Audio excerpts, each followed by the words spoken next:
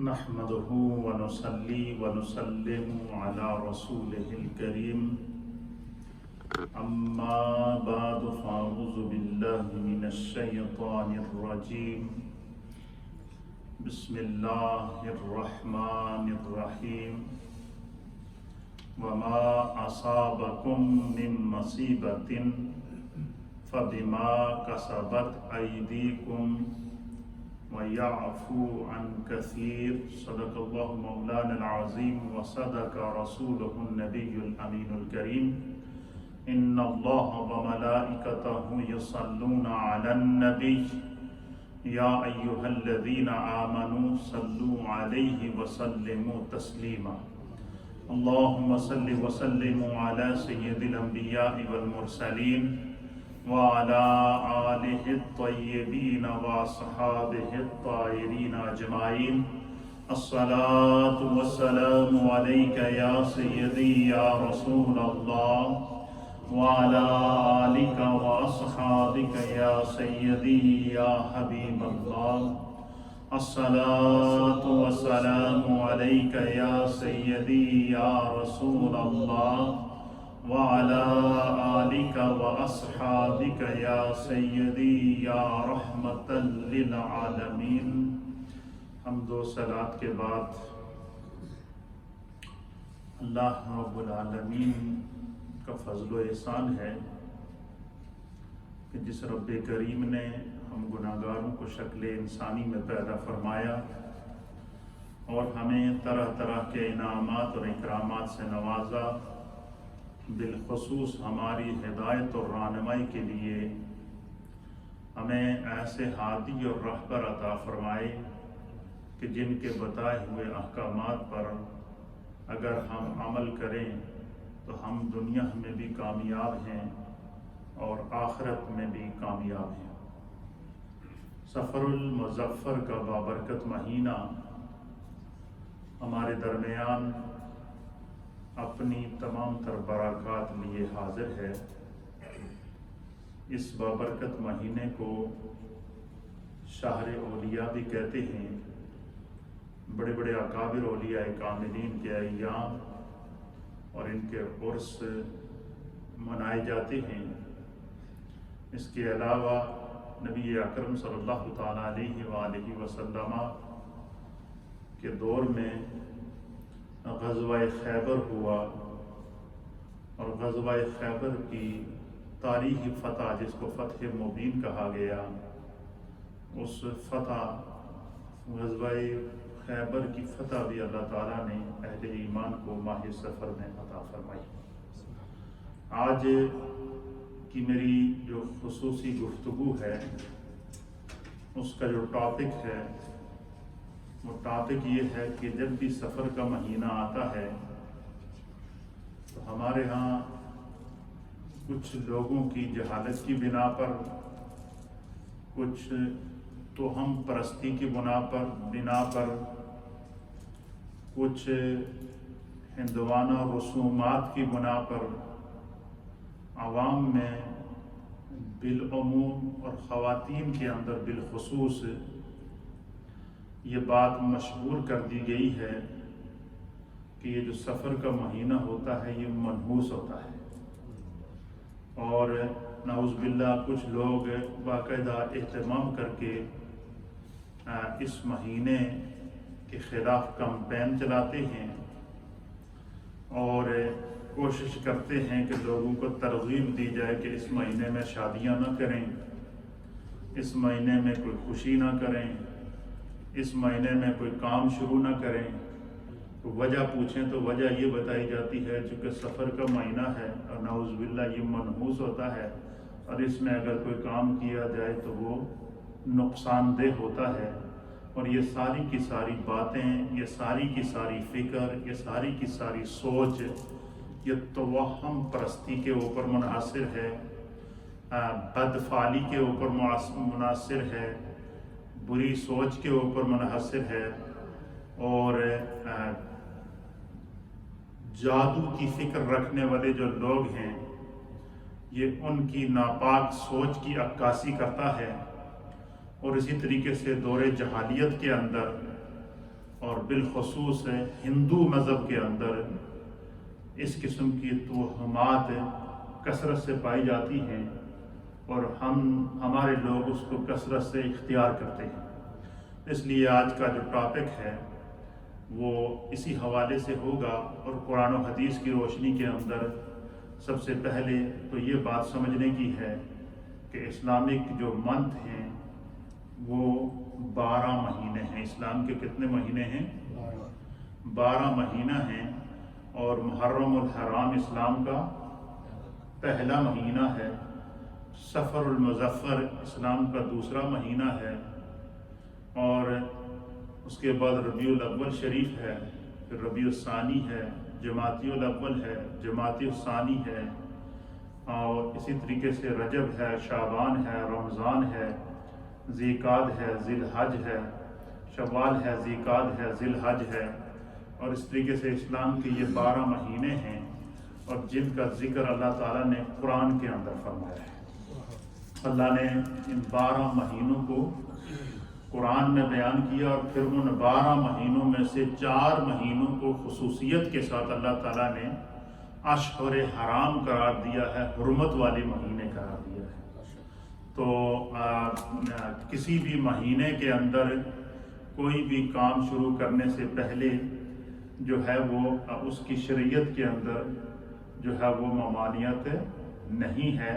یہ جس قسم کی توہمات اور جس قسم کی باتیں لوگوں کے اندر پھیلائی جاتی ہیں، اور گھروں کے اندر اور بالخصوص خواتین کے اندر یہ باتیں پائی جاتی ہیں، جب سفر کا مہینہ شروع ہو گیا تو کوئی شادی نہ کی جائے، کوئی نہ کی جائے، اور اسی طریقے سے جہاں وہ کوئی اس طرح کا کام نہ کیا جائے، کیوں جی وجہ کیا ہے جی سفر کا مہینہ منحوس ہوتا ہے۔ اور اچھا یہ صرف آج کے دور سے نہیں، یہ ہر دور جہالیت کے اندر بھی یہ تصور پایا جاتا تھا، اور وہیں سے جو ہے وہ ہندو مذہب کے اندر تو اس طرح کی توہمات، اس کی بنیاد ہی توہمات کے اوپر ہے۔ اسی طریقے سے جو ہے وہ ہمارے لوگ ان چیزوں کو ایکسیپٹ کر لیتے ہیں۔ سب سے پہلے تو یہ بات سمجھنے کی ہے کہ جب بندہ مومن اللہ کی ذات پر ایمان رکھتا ہے تو ایمانیات میں سے یہ ہے کہ بندہ کیا کہتا ہے، آمنت باللہ، میں اللہ پر ایمان لایا، وملائکتہ، اور اس کے تمام فرشتوں پر ایمان لایا، وکتبہ، اور اس کی ساری کتابوں پر ایمان لایا، ورسولہ، اور اس کے سارے رسولوں پر ایمان لایا، والقدر خیرہ، اور ہر اچھی وشرہ، اور ہر اچھی اور بری تقدیر پر ایمان لایا۔ ہر اچھی اور بری تقدیر کا معنی کیا ہے کہ یہ ہمارے ایمانیات کا حصہ ہے کہ اگر انسان پر کوئی مصیبت آتی ہے یا کوئی پریشانی آتی ہے یا کوئی مشکلات آتی ہے تو یہ خدا کی طرف سے ہوتی ہے، اور اس کا محرک انسان کے اپنے اعمال بنتے ہیں۔ اور اگر انسان پر کوئی کرم ہوتا ہے، کوئی اس پر انعام ہوتا ہے، اس پر کوئی اکرام ہوتا ہے، اس پر کوئی عطائیں ہوتی ہیں، تو یہ خدا کی طرف سے اس پر رحمت ہوتی ہے، اور اس کے نیک اعمال کا اللہ کی طرف سے جزا ہوتی ہے۔ تو ایمانیات میں سے کیا ہے کہ آمنت باللہ، میں خدا پر ایمان لایا، وملائکتہ، اور اس کے فرشتوں پر ایمان لایا، وکتبہ، اور اس کے رسولوں پر، اس کی کتابوں پر ایمان لایا، ورسولہ، اور اس کے تمام رسولوں اور نبیوں پر ایمان لے کر آیا، والیوم الآخر، اور قیامت کے دن پر ایمان لے کر آیا، والقدر خیرہ وشرہ، اور ہر اچھی اور بری تقدیر پر ایمان لے کر آیا۔ تو جب یہ بندہ مومن کے لیے کیا ہے کہ ہر اچھی اور بری تقدیر کے اوپر، ہر طرح کی آزمائش کے اوپر بندہ ایمان لے کر آتا ہے، تو اس قسم کے تصورات کو ذہنوں میں قائم کر لینا یا اس طرح کی باتوں کو لوگوں تک پہنچانا کہ بھائی یہ فلاں مہینہ منحوس ہے، یا فلاں گھڑی منحوس ہے، یا فلاں ٹائم منحوس ہے، تو یہ جو ہے وہ شریعت میں اس کی کوئی حیثیت نہیں ہے۔ نبی پاک صلی اللہ تعالیٰ علیہ وسلم نے اس سے منع کیا ہے۔ سب سے پہلی بات تو یہ بات سمجھیں کہ قرآن حکیم فرقان مجید میں جو ہے وہ 25واں پارہ ہے، اور سورہ کا نام ہے سورہ الشورى۔ کیا نام ہے سورہ الشورى کی آیت نمبر ہے 30 نمبر آیت میں، اس میں اللہ تعالیٰ فرماتا ہے وَمَا أَصَابَكُم مِّن مُّصِيبَةٍ فَبِمَا كَسَبَتْ أَيْدِيكُمْ، فرمایا کہ تمہیں جو بھی مصیبت پہنچتی ہے، یا تمہیں جو بھی تکلیف پہنچتی ہے، یا تمہیں جو بھی اذیت پہنچتی ہے، یا تمہیں جو بھی آزمائش پہنچتی ہے، اس کے جہاں اور محرکات ہیں اللہ فرماتا ہے اس میں سے سب سے بڑا جو محرک ہے تمہیں آزمائش میں آنے کا کیا ہے؟ فَبِمَا كَسَبَتْ أَيْدِيكُمْ، یہ تمہارے اپنے ہاتھوں کی ہوئی کمائی ہے، تمہارے اپنے کرتوتوں کا نتیجہ ہے۔ کہ آپ مجھے بتائیں کہ ایک انسان، اس کو پتہ ہے کہ میں مسلمان ہوں اور پتہ ہے کہ اسلام میں شراب حرام ہے، اور وہ بندہ جا کر شراب پی رہا ہے۔ ایک بندہ ہے، اللہ نے قرآن میں زنا کو حرام قرار دے دیا ہے، یہ پتہ ہے کہ زنا حرام ہے، اور بندہ جو ہے وہ پھر وہ اس قسم کی حرکت کر گزرتا ہے۔ پھر قرآن کے اندر پتہ ہے کہ اللہ نے جھوٹ سے منع کیا ہے، اور قرآن میں اللہ نے جھوٹ کو حرام قرار دیا ہے، اور جھوٹ کے نقصانات بھی بیان کر دیے ہیں، اور جھوٹے پر اللہ نے لعنت بھی فرمائی ہے، لعنت اللہ علی الکاذبین کہہ کر کے فرما دی ہے۔ تو جب یہ پتہ ہے کہ جھوٹ منع ہے، جھوٹے پر اللہ نے لعنت فرمائی ہے، مجھے بتائیں بندہ دن میں کتنے جھوٹ بولتا ہے؟ کبھی اس پر غور کیا ہے آپ نے؟ اچھا، یہ پتہ ہے کہ نماز چھوڑنے کی سزا کیا ہے، یہ پتہ ہے کہ بے نمازی کی سزا کیا ہے، اور قرآن کے اندر اللہ نے ایک دفعہ نہیں، دو دفعہ نہیں، 700 مقامات کے اوپر نماز کی تاکید کی ہے، اور قرآن کریم فرقان مجید کے اندر 82 مقامات ایسے ہیں کہ جہاں اللہ نے جو ہے وہ نماز کے لیے اسپیشل حکم فرمایا ہے کہ نماز ادا کرو، اور نبی اکرم صلی اللہ تعالیٰ علیہ وسلم نے باجماعت نماز ادا کرنے کے طریقے بتا دیے۔ حضور نبی علیہ السلام نے جو ہے وہ تنہا نماز پڑھنے کا ثواب عطا فرما دیا، حضور علیہ السلام نے گھر میں نماز پڑھنے کا اجر بھی بیان کر دیا، گھر سے آ کر مسجد میں، محلے کی مسجد میں، ایک حدیث کے مطابق حضور نے فرمایا کہ جو بندہ گھر میں نماز پڑھتا ہے اسے ایک نماز کا ثواب ملتا ہے۔ فرمایا جو محلے کی مسجد میں آ کر، جو عام 5 وقتہ نماز کی مسجد ہے، محلے کی مسجد میں آ کر نماز پڑھتا ہے جماعت کے ساتھ، اسے 27 نمازوں کا ثواب ملتا ہے۔ پھر فرمایا کہ جو جامع مسجد کے اندر، جس مسجد میں جمعہ ہوتا ہو، جامع مسجد میں اندر آ کر جو بندہ جماعت سے نماز پڑھتا ہے، نماز وہی ہے، اللہ جامع مسجد کی برکت کی وجہ سے 500 نمازوں کا ثواب عطا فرماتا ہے۔ اور یہی فرما دیا کہ کوئی بندہ اگر مسجد اقصیٰ کے اندر آ کر نماز پڑھے تو اس کو 25,000 نمازوں کا ثواب ملے گا، اور وہی نماز اگر بندہ مسجد نبوی کے اندر پڑھے تو ایک روایت کے مطابق اسے 50,000 نمازوں کا ثواب ملے گا، اور ایک روایت کے مطابق اسے 1,00,000 نمازوں کا ثواب ملے گا، اور وہی نماز اگر بندہ حرم پاک کے اندر پڑھے تو فرمایا کہ اسے 1,00,000 نمازوں کا ثواب ملے گا۔ یہ معیارات ہیں جو میرے مصطفیٰ کریم صلی اللہ تعالیٰ علیہ وسلم نے مقرر کر دیے۔ پھر اسی طریقے سے جتنی جگہ متبرک ہوگی، اتنا اگر اس جگہ پر انسان گناہ کرے گا تو اس کی سزا بھی ایسی ہی ہوگی، اس کی سزا بھی اتنی بڑی ہوگی۔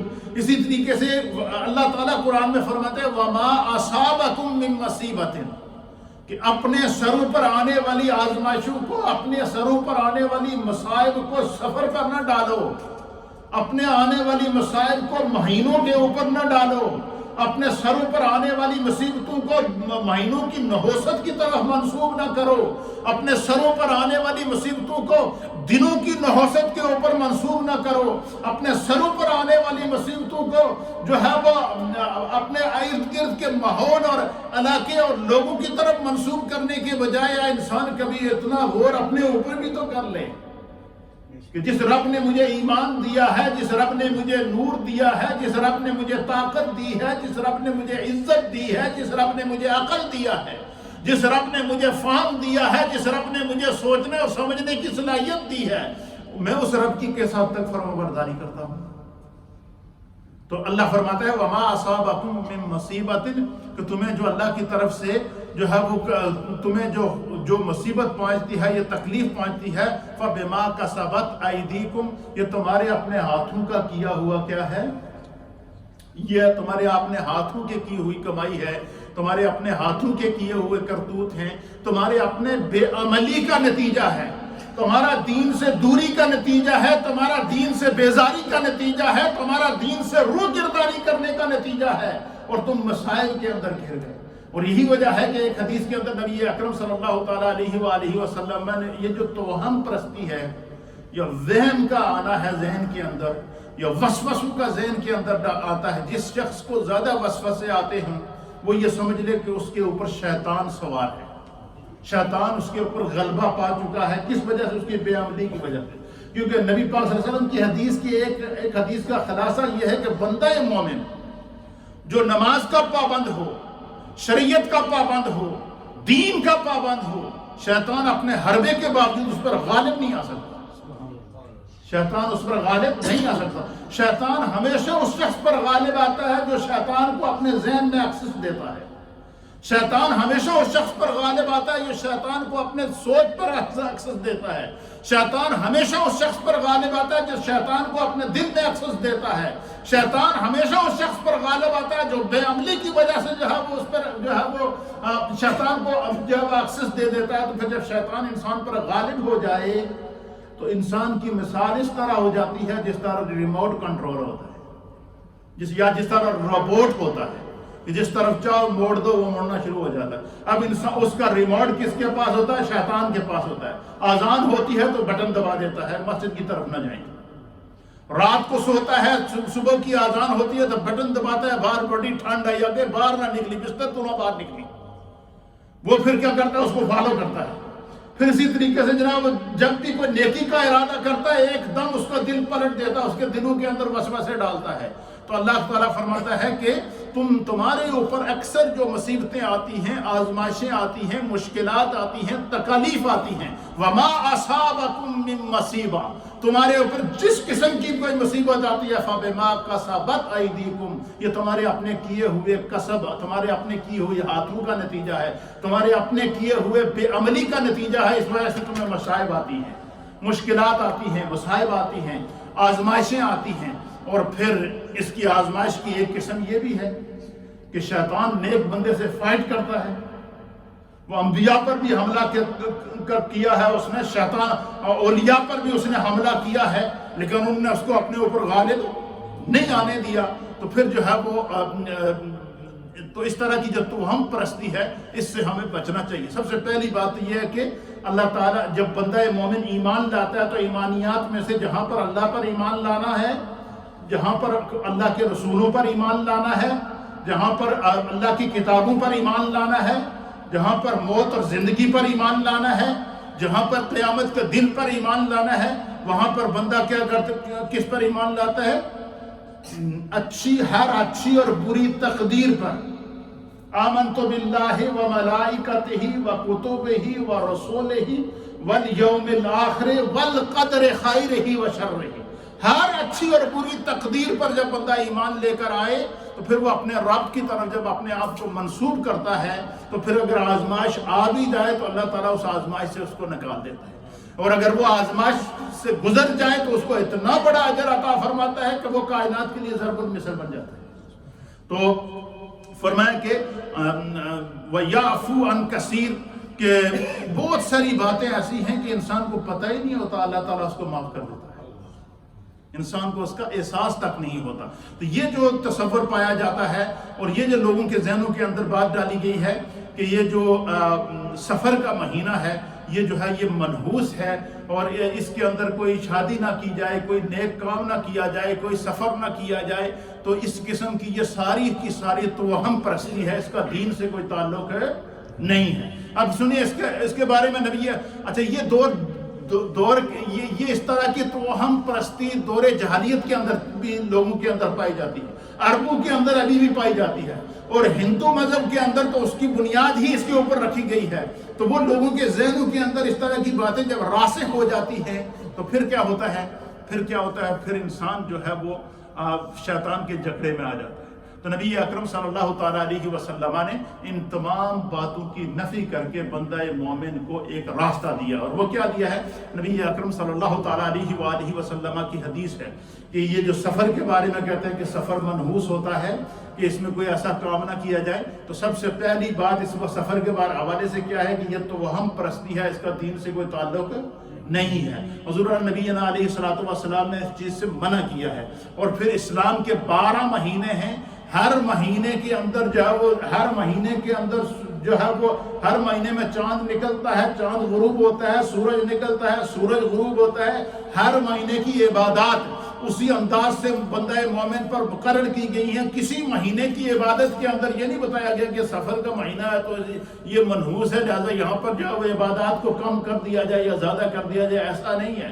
اس لیے فرمایا کہ یہ جو توہم پرستی ہے اس سے بچنا چاہیے. نبی علیہ الصلوۃ والسلام کے پاس بھی اس طرح کا سوال گیا کہ یا رسول اللہ سفر کے مہینے کے لوگ کیا کرتے ہیں, اس کے بارے میں جو ہے وہ مختلف قسم کی باتیں کرتے ہیں. تو اللہ کے حبیب علیہ الصلوۃ والسلام نے ارشاد فرمایا, حضور نے فرمایا لا عدوى ولا طیرۃ ولا حامۃ ولا سفر.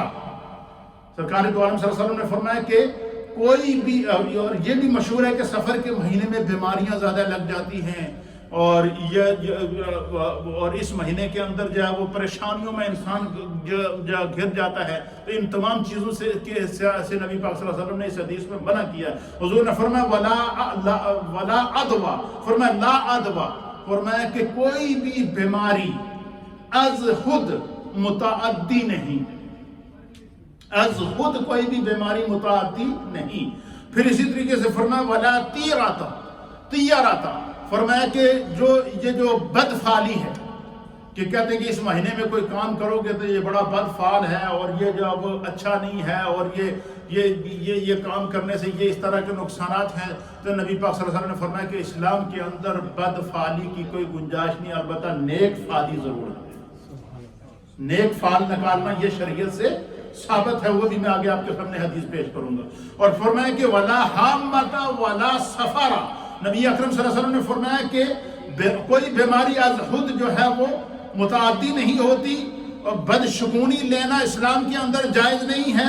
اور یہ بھی کہتے ہیں کہ بھائی الو اگر بولنا شروع ہو جائے, الو کی آواز دن کو سن لو یا الو کی آواز رات کو سن لو, تو جس کے کان میں الو کی آواز پڑی نا اس کا تو بیڑا غرق ہو جائے. یہ آپ نے دیکھا نا جتنے بڑے یہ جو جادوگر ٹائپ کے لوگ ہوتے ہیں یہ اپنے جادو میں الو کا خون اور اس قسم کی چیزیں یہ استعمال کرتے ہیں. تو نبی اکرم صلی اللہ تعالیٰ علیہ وسلم نے باقاعدہ اس کا نام لے کر فرمایا, حضور نے فرمایا کہ ولا عدوى, کوئی بھی بیماری از خود متعدی نہیں ہوتی. نمبر 1. ولا طیرۃ, فرمایا کہ بد فعالی اور بد شگونی اس کی اسلام کے اندر کوئی حیثیت نہیں ہے, کوئی حیثیت نہیں. اور دوسری حدیث کے مطابق نبی اکرم صلی اللہ علیہ وسلم نے فرمایا کہ بد شگونی اور بد فعالی یہ شرک ہے. یہ کیا ہے؟ شرک ہے. اور پھر فرمایا ولا حامۃ, فرمایا الو کا منحوس ہونا, ولا سفر, اور سفر کے مہینے کے بارے میں اس کے یہ تصور قائم کرنے کے سفر کا مہینہ منحوس ہوتا ہے. سرکار دو عالم صلی اللہ تعالیٰ علیہ وسلم نے اس چیز سے منع کیا, اور یہ حدیث صحیح بخاری کے اندر امام بخاری رحمۃ اللہ علیہ نے اس کو نقل کیا. اور بخاری شریف میں حدیث نمبر ہے 5707 کہ نبی اکرم صلی اللہ تعالیٰ علیہ وسلم نے اس چیز کی نفی کی ہے, حضور نے اس سے منع کیا ہے. اور باحثیت مسلمان ہمارا عقیدہ اللہ اور اس کے رسول پر ہونا چاہیے, ہمارا عقیدہ ہر اچھی اور بری تقدیر کے اوپر ہونا چاہیے, ہمارا عقیدہ اور ایمان جو ہے وہ دین اور اسلام اور شریعت پر عمل کے لیے ہونا چاہیے. اب جس کام سے اللہ اور اس کے رسول نے منع نہیں کیا اور بندہ کہتا پھر جی کہ سفر کے مہینے میں شادی نہیں کرنا, جی تھوڑا کاروبار نہیں ہوئے گا. پھر بندہ یہ کہتا پھر کہ سفر کے مہینے میں اگر تم نے سفر کیا تو تمہارا سفر کامیاب نہیں ہوگا. تو نبی اکرم صلی اللہ تعالیٰ علیہ وسلم نے اس چیز سے منع کیا ہے. اور کوئی بھی مہینہ منحوس نہیں ہے, انسان کی اپنی سوچ منحوس ہے, انسان کی اپنی فکر منحوس ہے, انسان کے ذہن کے اندر پائے جانے والی شیطانی وسوسے یہ منحوس ہیں.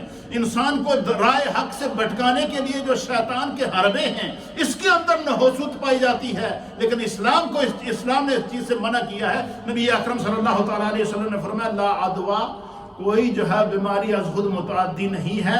ولا طیرۃ, کوئی بد فعالی نکالنا, بدشگونی نکالنا سفر کے مہینے کے اندر یا کسی دن کے اندر, یا کہ یہ بدشگونی ہے. اور وہ عرب لوگ اس طرح کیا کرتے تھے کہ جب وہ سفر کرتے تھے تو ان کے پاس پرندہ ہوتا تھا, کبوتر, وہ اس پرندے کو اڑاتے تھے.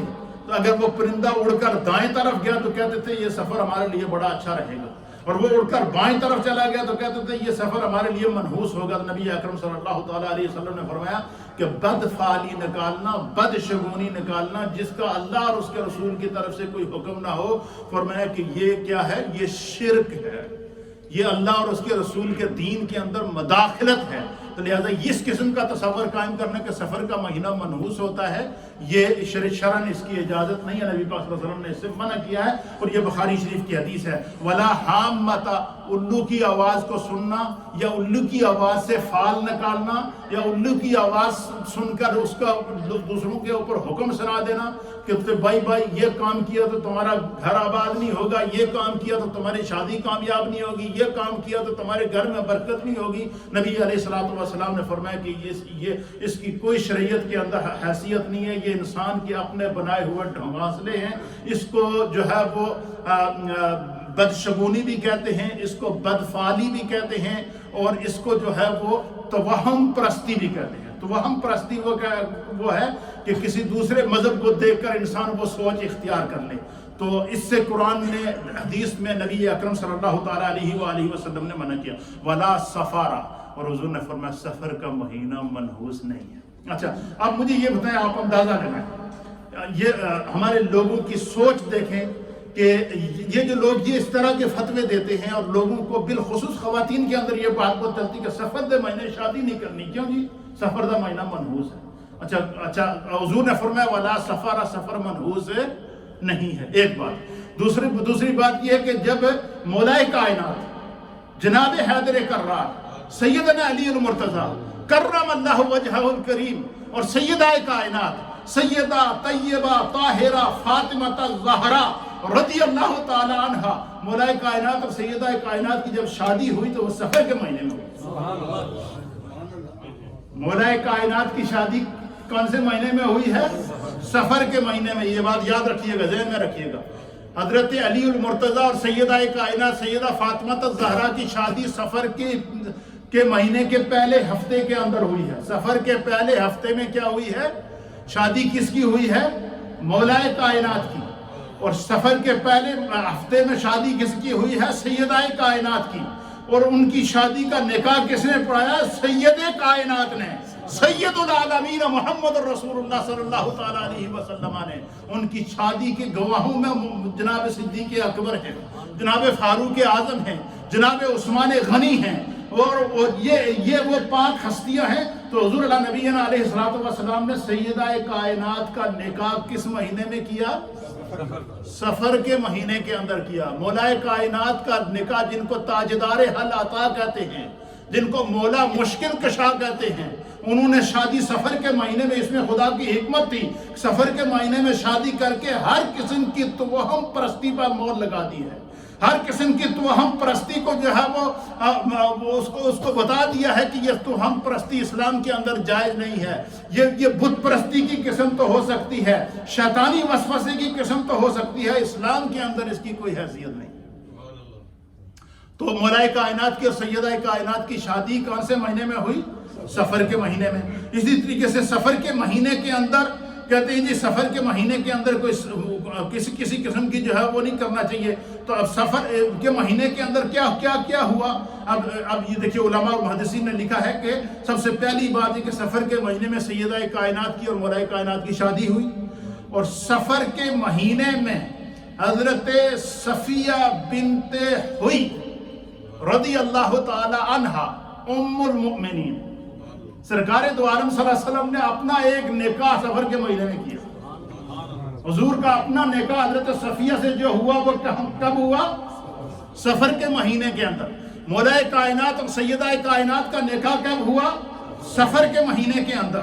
اور اسی طریقے سے غزوہ خیبر، اور خیبر کو فتح کیا، وہ خیبر جس کے بارے میں، جس کے دروازے کے بارے میں یہ مشہور تھا کہ جو ہے وہ سرکار دو عالم صلی اللہ علیہ وسلم نے مولائے کائنات کو جب فرمایا کہ علی کل جس کے ہاتھ میں جھنڈا دوں گا وہ خیبر کو فتح کرے گا، تو خیبر کا جھنڈا حضور اللہ نبی علیہ الصلوۃ والسلام نے جب مولائے کائنات کو دیا تو خیبر کا وہ دروازہ جسے 30 سے 40 لوگ ایک اس کے پٹ کو بند کیا کرتے تھے، اتنا بڑا دروازہ تھا، وہ ایک ضرب حیدری سے ٹوٹ گیا۔ تو غزوہ خیبر میں مسلمانوں کو، غزوہ خیبر میں اسلام کو فتح، جس کو فتح مبین کہتے ہیں، غزوہ خیبر کی فتح بھی اللہ تعالیٰ نے سفر کے مہینے کے اندر عطا فرمائی۔ اب سفر کے مہینے میں اگر سفر کرنا منع ہوتا تو حضور صحابہ کو نہ کہتے کہ اس غزوے کو سفر کے مہینے کے بعد کر لینا، تو غزوہ خیبر بھی سفر میں ہوا۔ پھر اسی طریقے سے حضرت 7 ہجری سفر کے مہینے کے اندر غزوہ خیبر فتح ہوا. پھر اسی طریقے سے جو ہے وہ سب سے پہلا جہاد اسلام کے اندر ماہ سفر کے اندر شروع ہوا. پھر اسی طریقے سے 7 ہجری کو اور حضرت عمر بن عاص، حضرت خالد بن ولید، حضرت ثمامہ بن آسال رضی اللہ تعالی عنہم، یہ وہ عظیم صحابی ہیں. حضرت خالد بن ولید کو نبی پاک کے صحابہ کو میں سے جرنیل اسلام کہتے تھے. کیا کہتے تھے؟ اور ان کا ایک لقب سیف اللہ تھا. اور سیف اللہ کا لقب ان کو کس نے عطا کیا تھا؟ میرے مصطفیٰ کریم نے عطا فرمایا تھا کہ خالد بن ولید یہ اللہ کی تلوار ہے. سیف اللہ کس کو کہتے ہیں؟ سیف اللہ کا معنی اللہ کی تلوار. تو حضرت خالد بن ولید، حضرت عمر بن عاص، حضرت ثمامہ بن آسال، یہ 3 جلیل القدر صحابہ ہیں. یہ جب ایمان لائے تو یہ مہینہ بھی سفر کا مہینہ. پھر اسی طریقے سے حضرت اسامہ بن زید کی سرکردگی میں 27 سفر کو لشکر اسلام روانہ کیا گیا، اور اس لشکر کو روانہ کرنے والے جناب سیدنا صدیق اکبر تھے. اور اس لشکر کا انتخاب کرنے کے لیے جناب میرے مصطفیٰ کریم صلی اللہ تعالیٰ علیہ وآلہ وسلم. یہ سفر کے مہینے کے وہ اعمال ہیں جو میرے مصطفیٰ نے کیے ہیں. یہ سفر کے مہینے کے وہ اعمال ہیں جو نبی کے صحابہ نے کیے ہیں. یہ سفر کے مہینے کے وہ اعمال ہیں کہ جس کی نسبت مولا کائنات کے ساتھ ہے. یہ سفر کے مہینے کے وہ اعمال ہیں جس کی نسبت سیدہ کائنات کے ساتھ ہے. یہ سفر کے مہینے کے وہ اعمال ہیں کہ جس کی سب سے بڑی نسبت خود مصطفیٰ کریم صلی اللہ تعالیٰ علیہ وآلہ وسلم کے ساتھ ہے. تو یہ سفر کی. اسی طریقے سے اہل سیر نے لکھا ہے کہ 711 ہجری اسود انسی کذاب جو ہے وہ جس نے جھوٹی نبوت کا دعویٰ کیا تھا اس کو واصل جہنم کیا گیا. وہ بھی سفر کا مہینہ تھا. تو سفر کے مہینے کے اندر صحابہ اکرام رضوان اللہ تعالی علیہم الاجمعین نے جہاد کیا. سفر کے مہینے کے اندر صحابہ اکرام نے شادیاں کی. سفر کے مہینے کے اندر صحابہ اکرام نے مختلف مہمات کو روانہ کیا. پھر اسی طریقے سے 16 سفر کو مدائن کی فتح مسلمانوں کو نصیب ہوئی ہے. پھر اسی طریقے سے 16 سفر کو ایوان کسرا میں حضرت سعد بن ابی وقاص نے نماز جمعہ ادا کیا. اور سرزمین عراق پر سب سے پہلے اسلام کا جھنڈا لہرایا گیا، اور عراق کی سرزمین پر سب سے پہلے جمعہ کی نماز کا آغاز کیا گیا. وہ بھی سفر کے مہینے میں تھا. پھر اسی طریقے سے جو ہے وہ قرارداد پاکستان، جو ملک خداداد پاکستان کی جو قرارداد مینار پاکستان پر پیش کی گئی تھی، وہ بھی سفر کا مہینہ. یہ سفر کے مہینے کی وہ برکات ہیں جو قرآن و حدیث سے ثابت ہیں. تو اسی طریقے سے اللہ کے حبیب علیہ السلام نے خود سفر میں نکاح فرمایا. اب مولا کائنات کا نکاح سفر کے اندر پڑھایا، سیدہ کائنات کا نکاح سفر کے اندر پڑھایا. اب مجھے بتائیں کہ جب مولا کائنات نے سفر میں نکاح کیا، سیدہ کائنات نے سفر میں نکاح کیا، حضور نبینا علیہ السلام نے خود سفر کے اندر جب نکاح کیا، تو اب یہ لوگوں کو فتوے دیے جا رہے ہیں، لوگوں کو یہ بتایا سفر کے مہینے میں شادی نہ کرنا. جی کیوں؟ یہ منحوس ہے. تو یہ ساری کی ساری توہم پرستی ہے. اس سے اسلام نے ہمیں کیا کیا ہے؟ منع کیا ہے. یہ ساری چیزیں ذہن کے اندر رہنی چاہیے.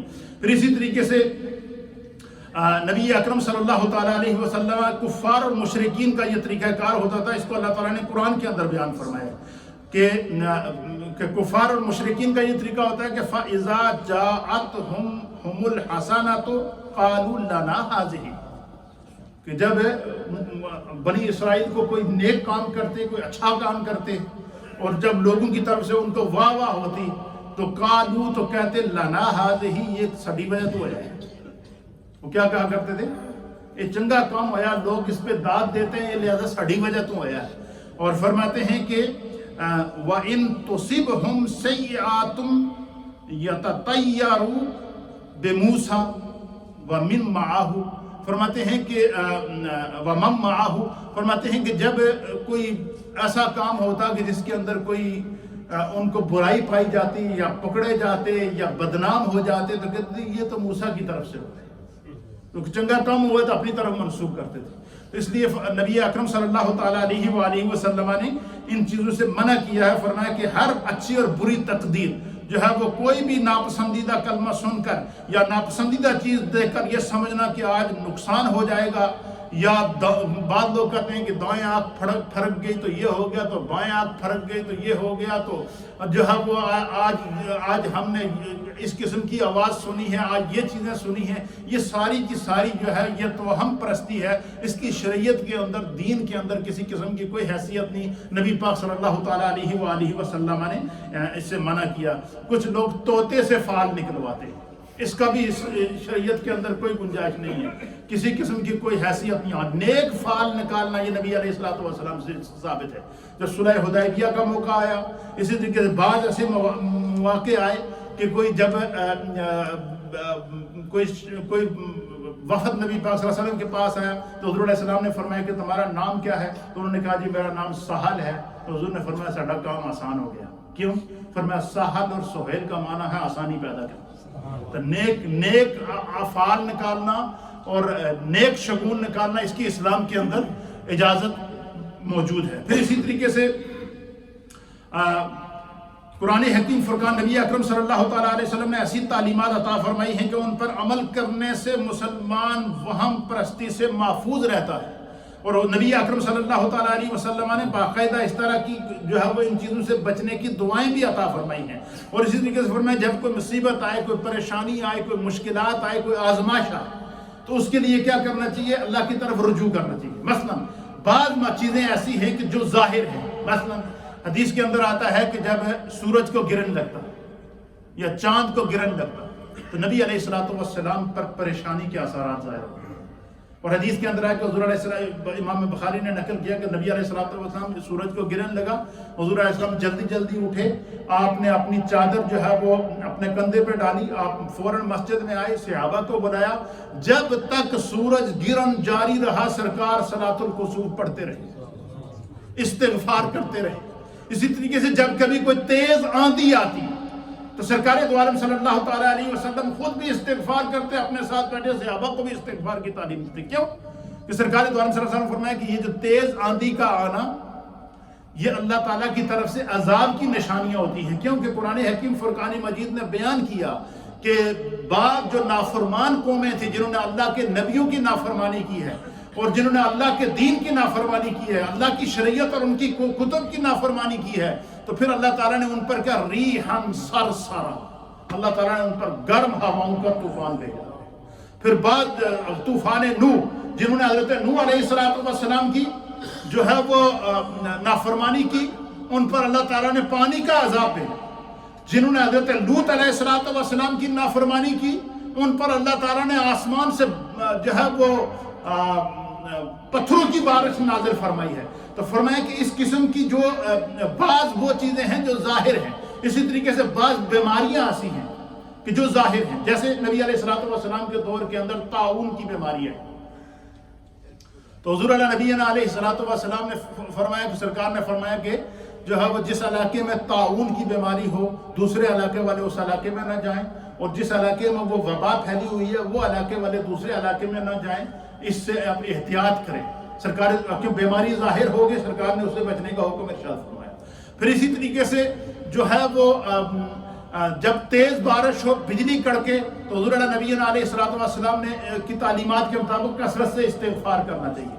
تو یہ وہ چیزیں جو ظاہر ہیں اس میں بھی استغفار کا حکم دیا گیا، رجوع اللہ کا حکم دیا گیا.